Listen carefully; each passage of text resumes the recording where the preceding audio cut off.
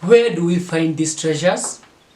We don't just wake up one day and start digging our backyard hoping to find gold beneath. No, it doesn't work like that. We use sophisticated scientific metal detectors and X-ray machines just to show us what is happening beneath the earth before digging big holes inside the earth. We do this in phases, and the first phase we do is geological mapping and remote sensing. Here we use satellite imagery and drone surveys just to see the telltale signs on the surface of the earth of minerals, if they are there or not. In the second phase we do geophysical surveys. Here we use resistivity and magnet surveys, where it's simply sending down sounds into the earth and then listening to them keenly to understand how they all looks like, giving us a 3D image of what is beneath the earth. In the third phase we do drilling and core sampling. This is the truth teller actually. This is where we drill holes inside the earth and we take core samples. Core samples are cylindrical samples of the earth. It's like a biopsy for doctors, where they take a sample of tissue from your body, go study it, and then come back with results. The same to core drilling. We take a sample of the earth, go study it, come back, give results on whether the place has potential for a mineral or not. This phase is the beginning or paves way for potential mining, and its significance is it puts down the risks and it de-risks the project, and it actually gives some confidence and paves way for future investments. Sophisticated scientific metal detectors and X-ray machines just to show us what is happening beneath the earth before digging big holes inside the earth.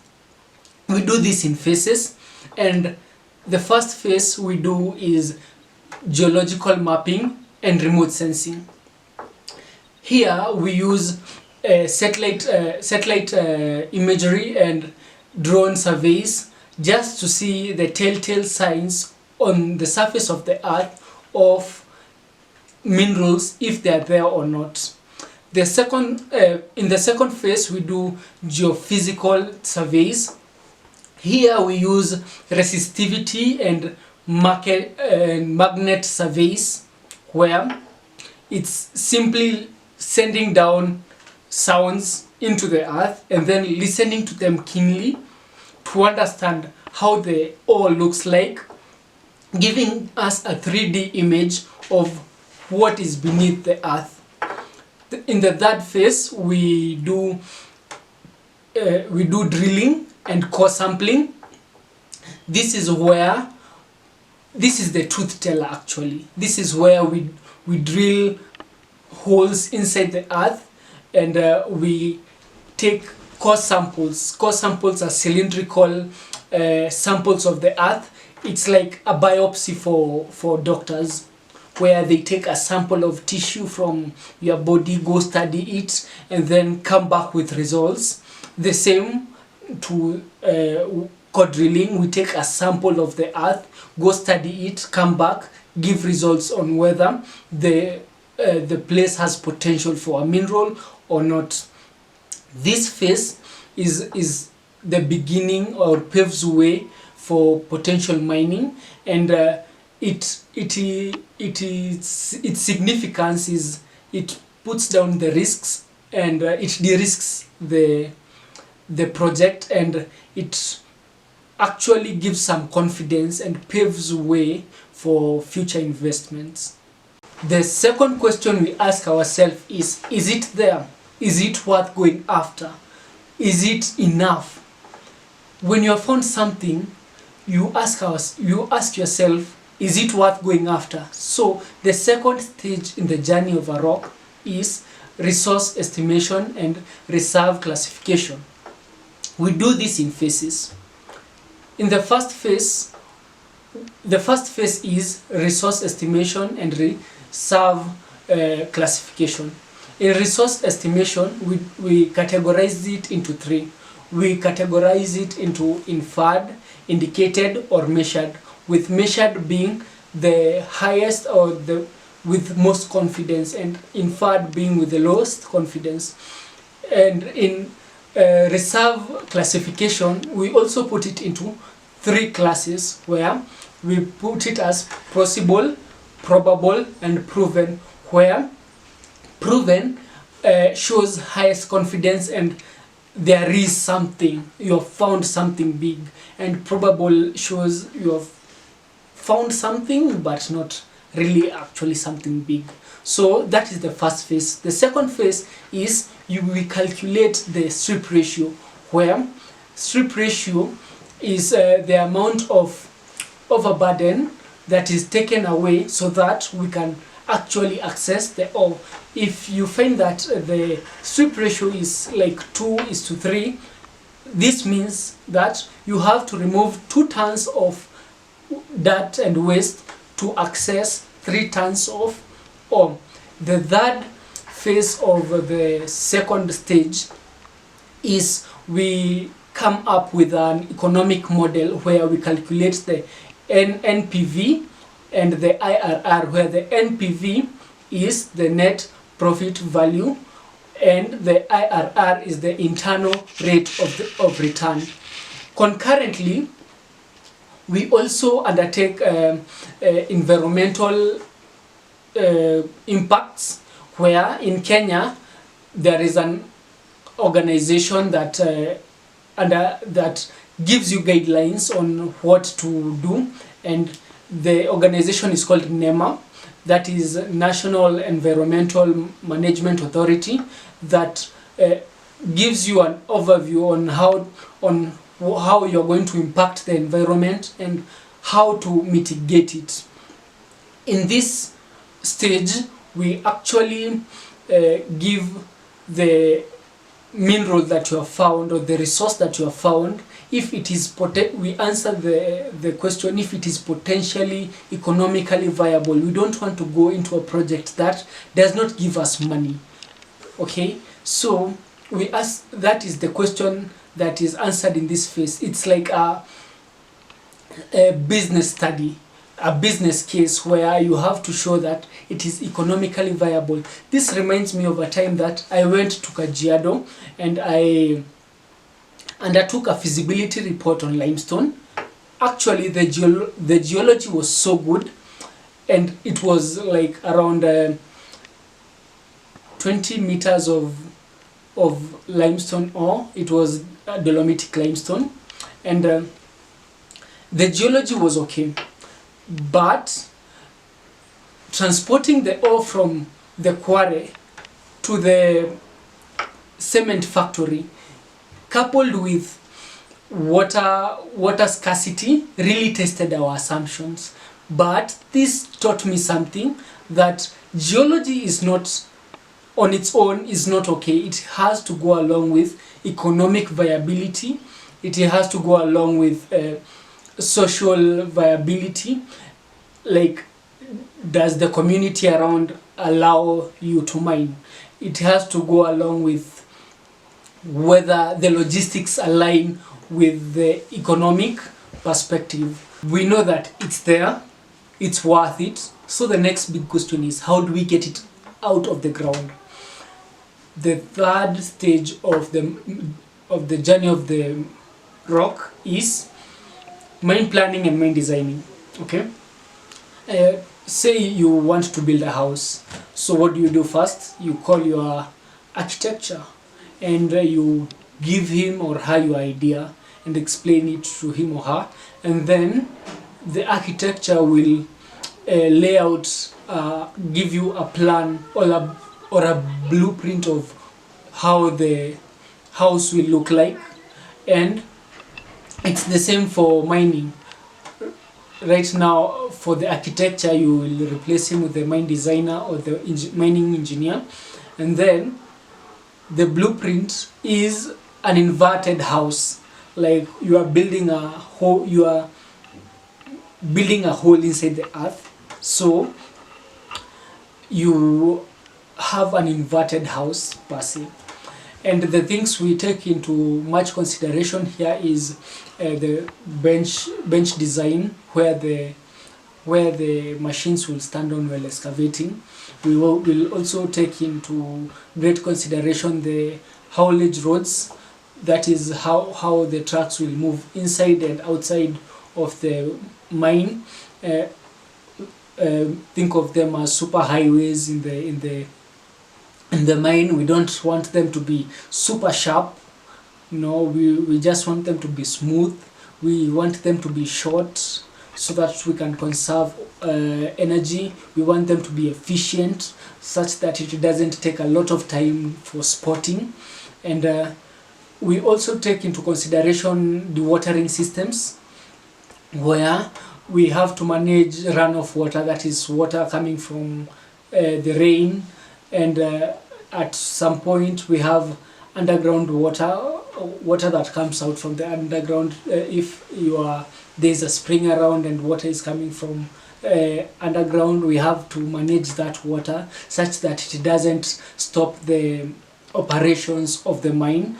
And the next thing we are going to talk about, for an underground mine, we have to talk about the ventilation system, how we are going to get sufficient air for the people working underground, for the machines working underground, and how we are going to ensure their safety. In this stage, we really have to encapsulate the schedules, the mining phases. And a good mining design is not very costly. It optimizes safety. It ensures that the mine has a good quality, or in its mine life.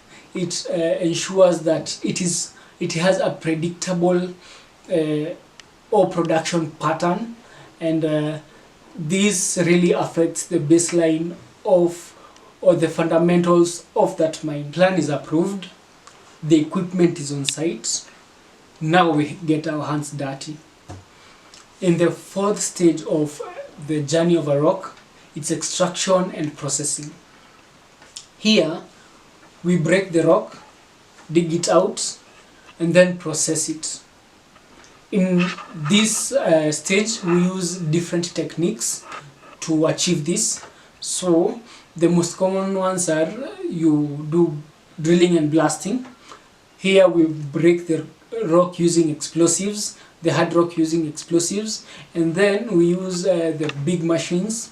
We use the excavators to come pick it up and load them on haulage trucks. And then from there we take the ore to the crushing and screening, where it is reduced into small sizes. It is crushed and it's separated from the mineral from the waste. Okay, now in this stage also we have processes like beneficiation. Beneficiation is the process where you concentrate the mineral.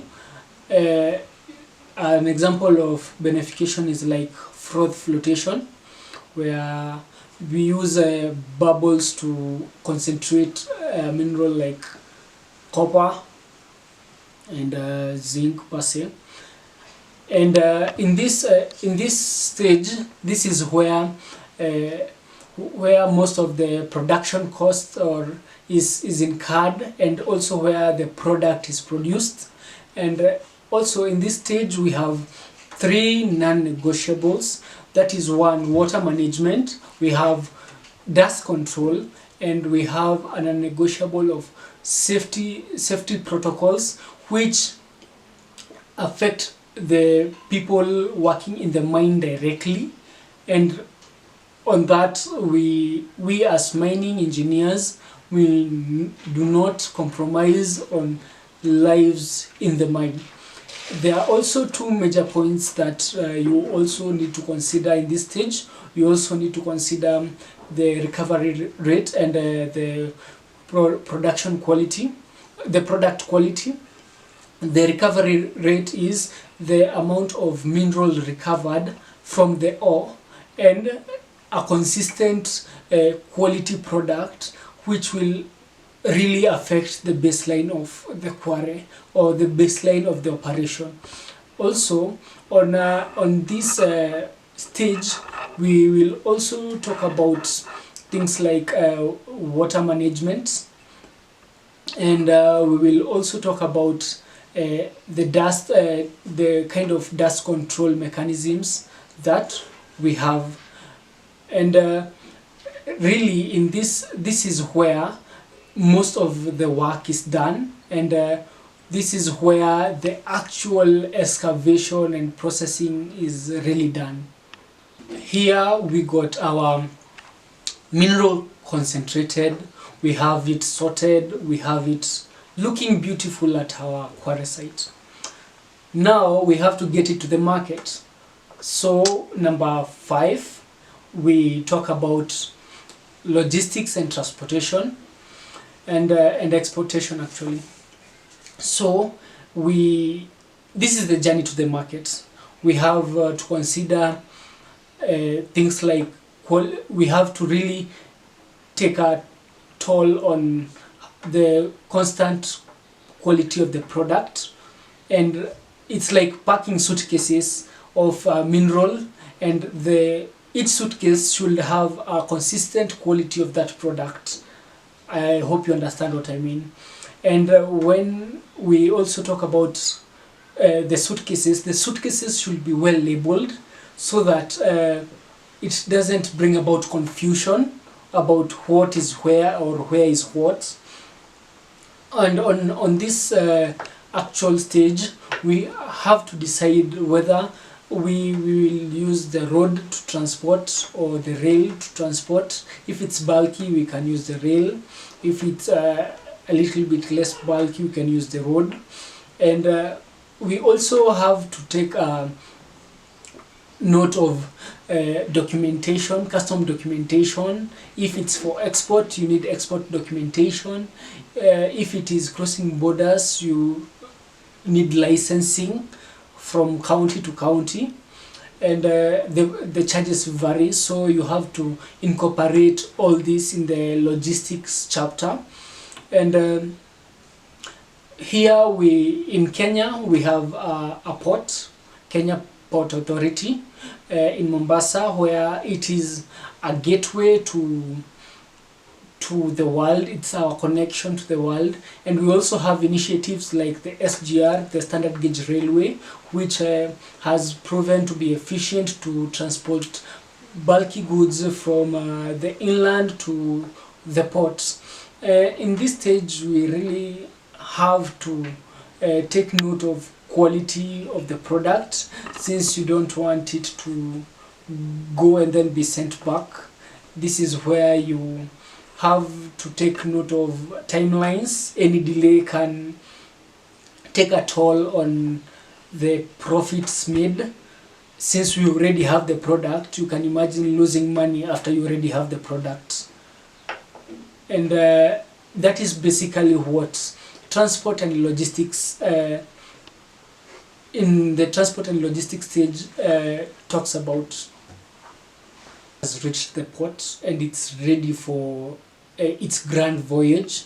Now at number 6, the stage is export. Okay, here we have to understand a few technical terms. We have to understand that the labeling that we did in the logistics part, we have to go through it again. We have to make sure everything is on point. We also have to understand technical terms like trade agreements. We have to understand the international international trade agreements. We have to understand how the international demand of the product you are selling.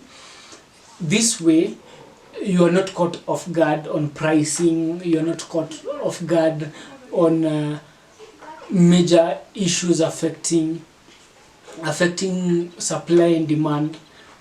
And in this stage, it's where our mineral or our rock it has gotten its global economic impact. This is where we feel its impact. It's when you actually sell, and here it's where we get our money back. Or at export, we get the fruit. I guess at the end, it's where all the sweetness comes in. It's where all the hard work pays off, and it is also the most crucial part, since when it goes to the wrong country, no one will take it there. But here in export is where we have our fruit ripened, our banana yellow and sparkling, our oranging and juicy, and I can't really explain the victory you feel after getting the product to the market, since you've done most of the heavy lifting. Now it's for the sales team to gear up and sell the product. Finally, in stage number 6, we have to go back to where we left our hole. We don't leave the hole like that. We have to rehabilitate it. We have to do land reclamation. We have to make it safe. Don't just leave a hole in that place. You have to leave an impact, a strong impact. Not only the environmental impact, we have to leave even a social impact, where you have left the people who were there, the social community around there, with skills they can use even in another quarry, with roads, with electricity. I mean, the impact should be felt after you have really extracted value out of the ground. And it's there that we really come to understand how mining affects lives, and how it correlates with the investors. That is why in the beginning we had a lot of social interactions. We had to make a lot of agreements with the society around, so that they are not oppressed or feel like the mineral has not really benefited them, yet they are at the core of the mine.